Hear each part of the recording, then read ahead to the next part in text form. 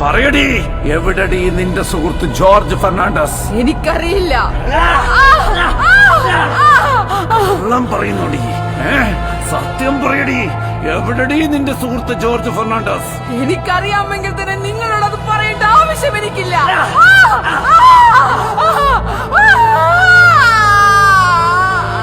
നാടകത്തിൽ കരയുന്ന പോലെയല്ല ജീവിതത്തിൽ കരയുന്നു. ഇവിടെ ക്യാമറകളില്ല, കയ്യടികളില്ല, ഇരുട്ട് മാത്രം. നിങ്ങൾക്ക് സ്ത്രീകളെ നഗ്നരാക്കി വേദനിപ്പിക്കാൻ മാത്രമേ സാധിക്കൂ, വിജയിക്കാനാവില്ല. വിജയം അത് ഞങ്ങൾ എപ്പോഴേ നേടിക്കഴിഞ്ഞു. ഈ രാജ്യം മുഴുവൻ ഞങ്ങളുടെ കീഴിലാണ്. നിന്നെ പോലുള്ള കൃമികീടങ്ങൾക്ക് ശ്വസിക്കണമെങ്കിൽ പോലും ഞങ്ങളോട് ചോദിക്കണം.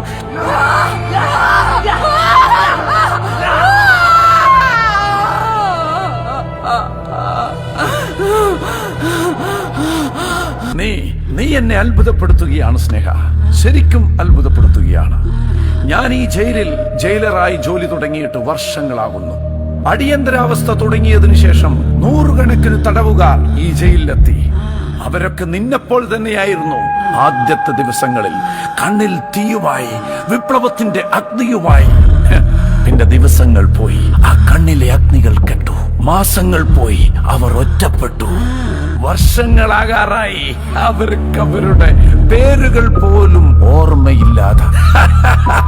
അവരിൽ ചിലർ മാപ്പപേക്ഷ എഴുതി തന്നു, മറ്റു ചിലർ എന്റെ കാല് പിടിച്ചു മാപ്പ് പറഞ്ഞ് കേണപേക്ഷിച്ചു.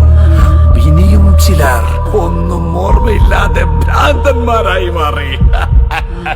പക്ഷെ നീ വ്യത്യസ്തയാണ്, വളരെ വളരെ വ്യത്യസ്ത, തികച്ചും മറ്റൊരാളാണ്. മിസ്റ്റർ ചബലാനി, നിങ്ങൾ ഇത്രയും നാൾ കണ്ടത് പോരാളികളെയല്ല, ഭയന്നു വിറച്ച മനുഷ്യരെയാണ്.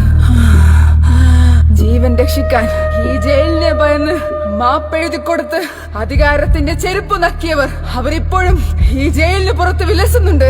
മതേതരത്വത്തിന്റെയും ദേശീയതയുടെയും മൊത്ത കച്ചവടക്കാരായി. പക്ഷേ എന്റെ ജീവിതം അങ്ങനെയല്ല. അതുകൊണ്ടായിരിക്കും ഈ ജയിലിൽ തന്നെ കിടക്കുന്നത്, അല്ലേ? അതുകൊണ്ട് തന്നെ ഇത്രയധികം പീഡനങ്ങൾ സഹിച്ച്.